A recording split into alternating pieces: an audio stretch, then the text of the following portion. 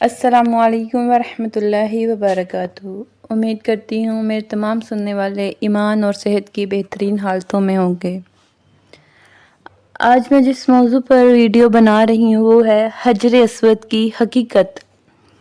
حجر اسود جنت کا ایک پتھر ہے اور اسے زمین پر کیوں اتارا گیا، یہ تمام انفارمیشن آج میں آپ کے ساتھ شیئر کر رہی ہوں۔ کبھی آپ نے سوچا کہ خانہ کعبہ کے گوشے میں لگا ہوا سیاہ پتھر آخر کون سا راز رکھتا ہے؟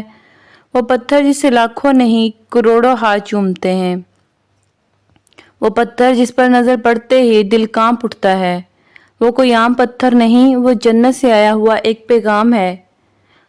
وہ حجر اسود ہے، جنت کا وہ تحفہ جو زمین پر رب کی عظمت کی ایک زندہ نشانی ہے۔ آج ہم آپ کو بتائیں گے کہ حجر اسود کیسے اترا، اس میں کیا راز پوشیدہ ہے اور یہ قیامت کے دن کس بات کی گواہی دے گا۔ حجر اسود عربی زبان کے دو الفاظ سے مل کر بنا ہے، حجر یعنی پتھر اور اسود یعنی سیاہ پتھر۔ یہ خانہ کعبہ کے مشرقی کونے میں نصب ہے، وہی مقام یہاں سے طواف کی ابتدا کی جاتی ہے۔ یہ وہی حجر اسود ہے جسے نبی کریم صلی اللہ علیہ وآلہ وسلم نے اپنے ہاتھوں سے اس جگہ رکھا تھا۔ کیا آپ جانتے ہیں کہ حجر اسود دراصل جنت سے اتارا گیا ہے؟ جی ہاں، صحیح بخاری کی حدیث سے ثابت ہوتا ہے، رسول اللہ صلی اللہ علیہ وآلہ وسلم نے فرمایا، ترمذی حدیث نمبر 877، ترجمہ: حجر اسود جنت سے اتارا گیا اور وہ دودھ سے بھی زیادہ سفید تھا، لیکن بنی آدم کے گناہوں نے اسے سیاہ کر دیا۔ یہ حدیث نہ صرف حجر اسود کی حقیقت کو ظاہر کرتی ہے بلکہ ہمیں بتاتی ہے کہ انسان کے گناہ کس طرح نورانی چیزوں کو بھی بدل دیتے ہیں۔ جب حضرت ابراہیم علیہ السلام کو حکم ہوا کہ خانہ کعبہ کی تعمیر کریں تو انہوں نے حضرت اسماعیل علیہ السلام کے ساتھ مل کر دیواریں اٹھائیں، لیکن جب ایک خاص مقام پر پہنچے تو وہاں کوئی پتھر نہ تھا جو دیوار کو مکمل کر دے۔ تو حضرت ابراہیم علیہ السلام نے دعا کی، اسی لمحے فرشتہ جبرائیل علیہ السلام جنت سے ایک نورانی پتھر لے کر آئے، وہی حجر اسود ہے۔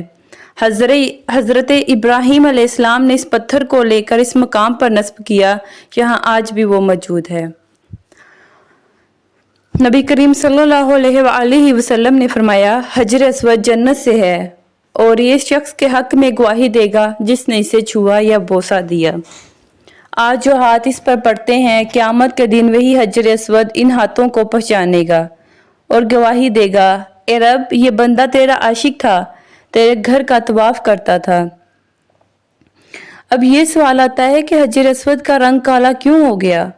جس پتھر کو رب نے جنت سے اتارا تھا وہ پہلے سفید تھا، تو پھر وہ کالا کیوں ہو گیا؟ نبی کریم صلی اللہ علیہ وآلہ وسلم نے فرمایا، بنی آدم کے گناہوں نے اس پتھر کو سیاہ کر دیا۔ یہ ایک بہت بڑا روحانی سبق ہے۔ جب ایک جنتی پتھر انسانوں کے گناہوں سے سیاہ ہو سکتا ہے تو سوچئے ہمارے دلوں کا کیا ہوگا۔ افسوس کی بات یہ ہے کہ کچھ فتنہ پرست گروہوں نے حجر اسود پر حملے کیے۔ 329 ہجری میں مراقبہ نامی فتنہ پرست گروہ نے حجر اسود کو چوری کر لیا۔ یہ پتھر 22 سال تک کعبہ سے دور رہا، یہاں تک کہ اسے واپس کیا گیا۔ کچھ حصے آج بھی اس میں مکمل نہیں، آپ دیکھ سکتے ہیں کہ وہ کئی چھوٹے ٹکڑوں میں موجود ہے۔ اب سوال یہ آتا ہے کہ حجر اسود میں پوشیدہ راز کون کون سے ہیں؟ آخر اس پتھر میں ایسا کون سا راز ہے کہ اللہ نے اسے جنت سے زمین پر بھیجا؟ اس کا سب سے بڑا راز یہ ہے کہ اللہ کی طرف سے زمین والوں کے لیے ایک یادگار ہے۔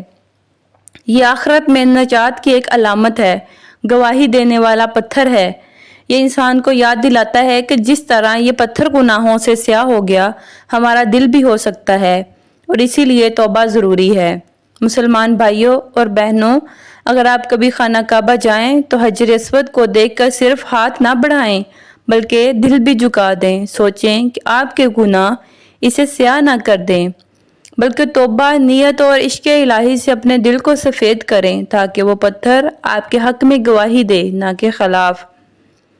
حجر اسود صرف ایک پتھر نہیں، یہ ایک یاد دہانی ہے کہ رب کی رحمت جنت سے زمین پر اترتی ہے، اور جو دل اس کے سامنے جھک جائے وہی دل جنت کے قابل ہوتے ہیں۔